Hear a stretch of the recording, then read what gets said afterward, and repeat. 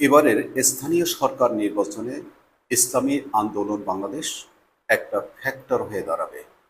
বিগত স্থানীয় সরকার নির্বাচনে যেটি মূলত আওয়ামী লীগের সময় অনুষ্ঠিত হয়েছিল, সেখানে দেখা গেছে যে সীমিত পরিসরে বিরোধী দল কিন্তু অংশগ্রহণ করেছিল। সেই পরিসংখ্যান হিসাব মোতাবেক বলা যায় যে ওইসব নির্বাচনে ইসলামী আন্দোলন বাংলাদেশ তৃতীয় স্থান অধিকার করেছিল। ঠিক এবারে কিন্তু হয়তো আমরা একটু ভিন্ন চিত্র দেখতে পারি, কারণ আগের যে কোনো সময়ের তুলনায় ইসলামী আন্দোলন বাংলাদেশ এখন গোছালো এবং সক্রিয় একটি রাজনৈতিক দল। এই নির্বাচনটি হবে খুবই প্রতিদ্বন্দ্বিতাপূর্ণ। এখানে বিএনপি, জামাত ইসলাম, এনসিপি এবং নিষিদ্ধ ঘোষিত আওয়ামী লীগ কিন্তু এখানে অংশগ্রহণ করবে, যেহেতু স্থানীয় সরকার নির্বাচনটি নির্দলীয় হবে এবং এখানে দলীয়ভাবে কোনো নির্বাচন হবে না। যার প্রেক্ষিতে আওয়ামী লীগ থেকে ছদ্মবেশী বা স্বতন্ত্র প্রার্থীরা কিন্তু এখানে দাঁড়াবে। আর আওয়ামী লীগের ভোট ব্যাংক যে রয়েছে সেটা সবাই জানে। এখন এই চতুর্মুখী লড়াইয়ের মধ্যে ইসলামী আন্দোলন কোন পর্যায়ে থাকবে সেটি আসলে বিশ্লেষণ করা দরকার রয়েছে। ইসলামী আন্দোলন এখন থেকে যেভাবে মাঠ গুছিয়ে নিয়েছে, সেটা কিন্তু অনেক রাজনৈতিক দলের পক্ষেই সম্ভব হয়নি।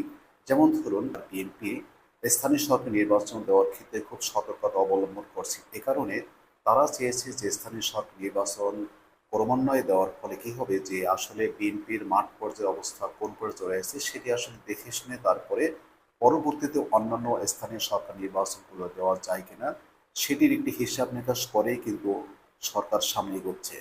কিন্তু এই জায়গায় ইসলামী আন্দোলনে কোনো ঘাটতি নেই, কারণ তাদের মাঠ গোছানো রয়েছে, যেটি অন্যান্য রাজনৈতিক দলেরও নেই।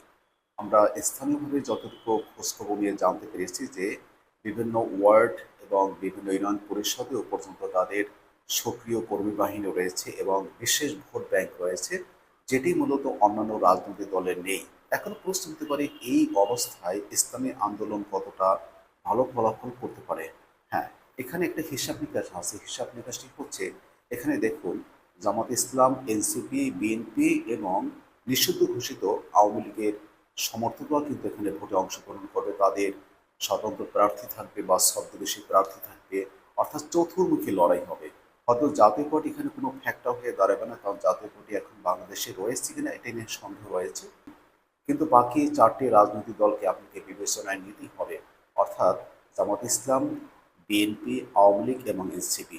এই চারটা রাজনৈতিক দলের মধ্যেই কিন্তু তুমুল প্রতিদ্বন্দ্বিতা হবে। সেই প্রতিদ্বন্দ্বিতার জায়গায় ইসলামী আন্দোলন কোন পর্যায়ে থাকবে এটি নিয়ে নিঃসন্দেহে কেন্দ্রীয় পর্যায়ে ইসলামী আন্দোলনের নেতৃবৃন্দ কাজ করেছে এবং তারা অনেক দূর এগিয়েছে।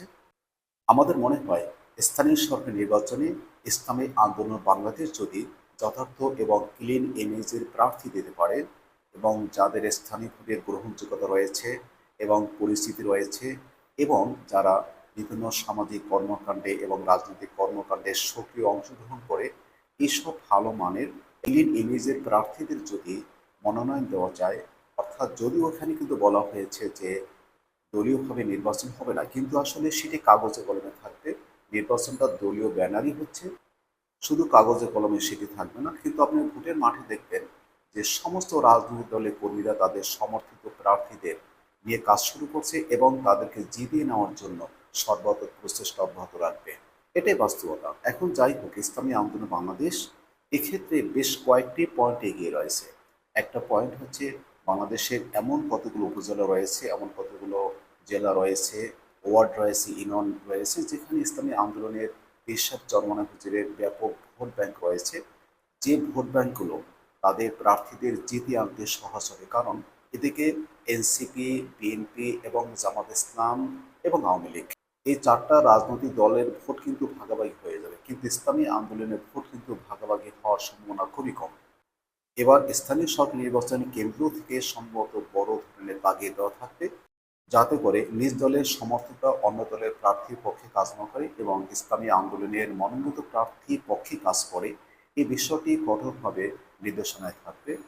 এবং আরেকটি বিষয় হচ্ছে যে ইসলামী আন্দোলনের যারা সাধারণত স্থানীয় পর্যায়ে রাজনীতি করেন এবং স্থানীয়ভাবে যারা মোটামুটি পরিস্থিতি রয়েছে যাদের, এবং দেখবেন তাদের সততা এবং আচার আচরণ অন্য যে কোনো প্রার্থীদের তুলনায় একটু ভিন্ন ধর্মী, যার কারণে ইসলামী আন্দোলনের প্রার্থীদের প্রতি মানুষের একটা আস্থা তৈরি হবে।